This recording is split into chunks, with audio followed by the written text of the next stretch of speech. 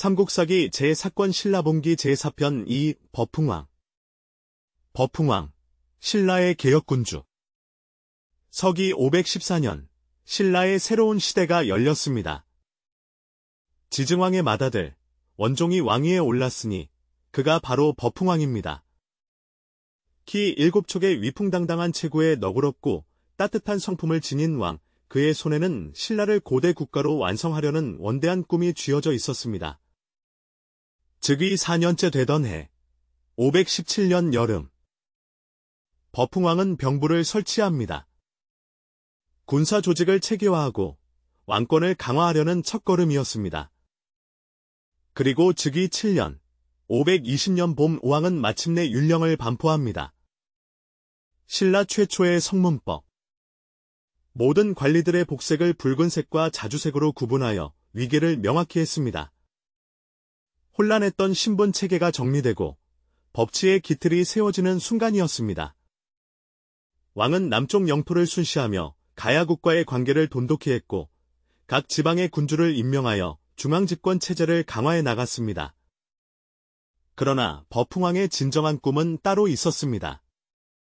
놀지왕 시절부터 몰래 전해져 온 불교. 고구려에서 온 승려 묵호자는 일성군 사람 모래의 움집에 숨어 살았습니다. 어느 날 양나라에서 향을 선물로 보내왔습니다. 신하들은 그것이 무엇인지 알 수 없었죠. 왕이 사람을 보내 묵게 하자 묵호자가 나타났습니다. 이것을 불사르면 부드럽고 짙은 향기가 납니다. 그로써 정성이 신성에 미치게 됩니다. 삼보, 곧 부처와 가르침과 승려보다 과히 뒤떨어지지 않는 것입니다. 만약 이것을 사르며 소원을 빌면 반드시 영험이 있을 것입니다. 마침 왕의 딸이 피부병으로 고생하고 있었습니다. 왕은 묵호자에게 향을 피우게 했고 놀랍게도 공주의 병이 나았습니다. 왕은 크게 기뻐하며 후한 선물을 내렸지만 묵호자는 이내 자취를 감췄습니다. 세월이 흘러 비처왕, 소지왕 시대. 아도화상이 나타나 모래의 집에서 제자들과 함께 경전을 가르쳤습니다. 이따금 불교를 믿는 이들이 생겨났지만 여전히 신라 조정은 불교를 인정하지 않았습니다. 버풍왕 15년, 528년. 왕은 마침내 결심합니다. 불교를 공인하겠다고. 하지만 신하들의 반발은 거셌습니다. 조정은 찬반 논쟁으로 들끓었고 왕은 난감한 처지에 놓였습니다. 그때 근신 이차돈이 앞으로 나섰습니다. 바라건대 소신의 목을 베심으로써 여러 사람의 논의를 가라앉히십시오. 본래 도를 일으키고자 함인데 허물 없는 사람을 죽임은 옳지 않다. 만약 도의 깨달음이 행해질 수 있다면 신은 비록 죽어도 여한이 없습니다. 왕은 신하들을 모았습니다. 신하들은 한 목소리로 외쳤습니다. 지금 승려들을 보면 빡빡 깎은 머리에 이상한 옷을 입고 말하는 바가 기이하고 속임수가 있으니 상도가 아닙니다. 지금 만약 그대로 풀어주면 후회가 있을까 두렵습니다. 하지만 이차도는 홀로 맞섰습니다. 지금 신하들의 말은 옳지 않습니다. 무릇 비상한 사람이 있은 연후에 비상한 일이 있을 수 있습니다. 불교의 심오함을 들으면 믿지 않을 수 없어 두려워해야 합니다. 사람들의 말이 결례하여 깨뜨릴 수 없다. 너는 홀로 말이 다르니 양쪽을 다 좇을 수는 없구나. 형장. 하급관리가 칼을 들어 올렸습니다.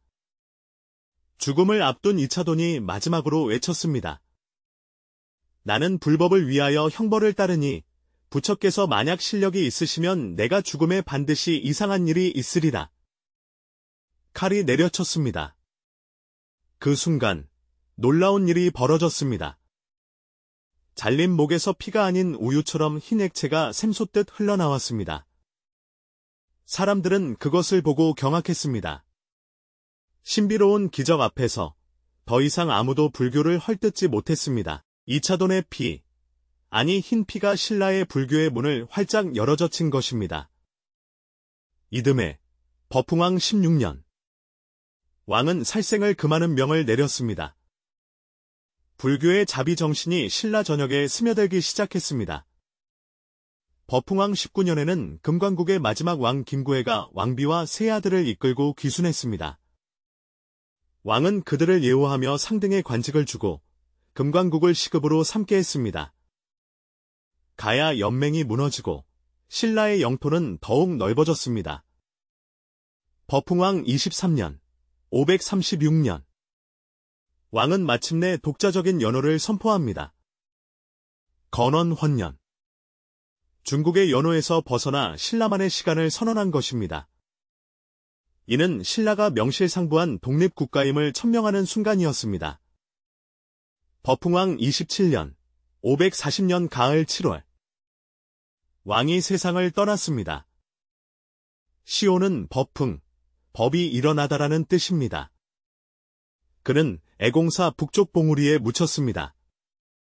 버풍왕은 율령을 반포하여 법치의 기틀을 세웠고 불교를 공인하여 신라를 정신적으로 통합했으며 연호를 제정하여 독립국가로서의 위상을 드높였습니다.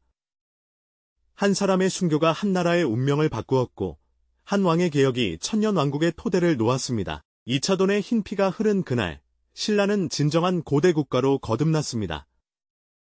버풍왕, 그는 신라 역사상 가장 위대한 개혁군주였습니다.